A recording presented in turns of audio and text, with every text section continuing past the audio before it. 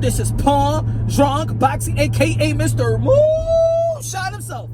Ladies and gentlemen, I want y'all to put y'all feelings aside, y'all. Please, especially the Devin Haney fans that listen to me clearly. Y'all already know, man. Let's break it down unbiasedly, logically, and objectively.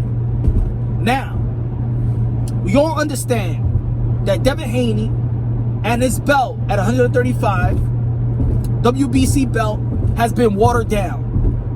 Has been watered down by the WBC itself. Y'all already know that the WBC considers Teofimo Lopez as undisputed. Considers the franchise belt, unfortunately, as their supreme belt. Now, regardless how you may feel or how we may feel about the franchise, I believe that everybody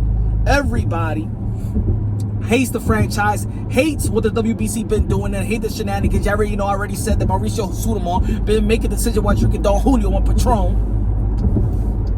A lot of people didn't like that how Devin Haney received his belt as well. You know, people have called him paper champion, email, and things of that nature. But this all has to do with the WBC. So check this out. If Devin Haney's belt has been watered down, has no weight, because you can see that Teofimo Lopez ain't trying to find him because he considers himself as undisputed, right? Ryan Garcia don't want to fight Devin Haney. He say that belts don't mean nothing. Gervonta Tank Davis ain't calling out Devin Haney. So what are the big fights he's going to receive? Javier Fortuna says that he's not a real champion. Cambosos has said he's not a real champion. A lot of people, Luke Campbell has stated that he's not a real champion. So you already know that it has been watered down by the WBC and also by Devin Haney's contemporaries. But how could Devin Haney regain that power? Now, he won't regain that power in 135, but he could use that same watered down belt, that same watered down position, and gain power at 140 with that same 135 belt and position he is in.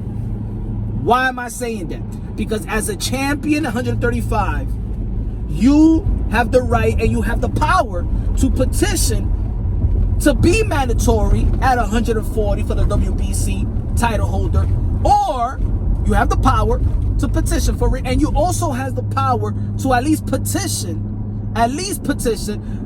to fight a final eliminator to be a mandatory to the WBC holder, the WBC champion at 140. That's how you use your power. Look, it's inevitable that Devin Haney and Teofimo Lopez and the rest of the guys may move to 140. Teofimo Lopez said that he's moving to 140. Devin Haney said several months ago that he's moving to 140. You got great matchups up there, but Devin Haney has the strap at 135 and could use that power to put himself in position quicker than Teofimo Lopez, because Teofimo Lopez is going to be fighting George Cambosos. Now peep this.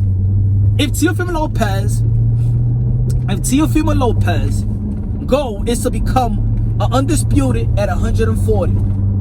If Devin Haney, knowing that he's not going to gain anything in 135, use that power and go to the 140 before Teofimo Lopez, and if everything falls in place, if he fights the final eliminator, right, and get in position to get that fight, the WBC,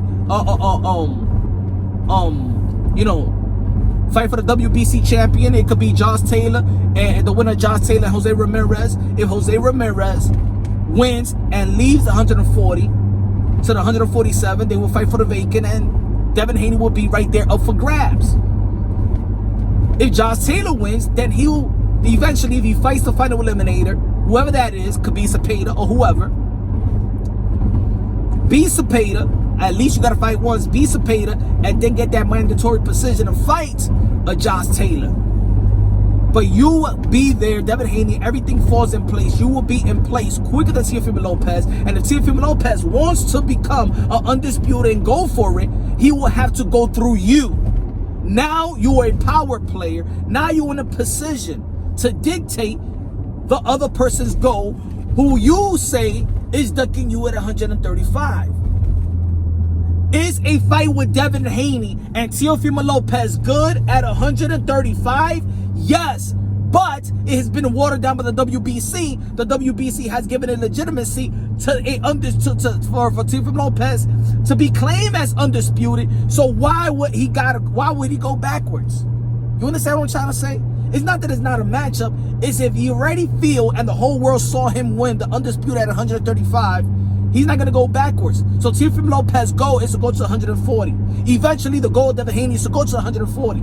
So Devin Haney should go to the 140 now. Now, stop paying sanctioning fees for a watered-down belt. Stop paying sanctioning fees for a belt that holds no weight. Stop paying sanctioning fees if nobody wants to fight you in 135. But you will have to force everybody else to fight you in 140. They cannot do nothing without going through Devin Haney in 140. If everything falls in place. So use the watered down belt at 135 and regain its power by using your precision and that belt at 140. Not technically using the belt, but using the precision that you have as a champion in 135. Got it? So for those, trust me, it's not gonna happen, bro. The fight with Teofimo Lopez and Devin Haney is not gonna happen at a 135. So play chess. Get in position. You're already in position. Ask for the petition now. Ask for the petition now. Put yourself in place at 140, and people will have to go through Devin Haney. I already know. I see y'all, bro. Let me know what y'all think.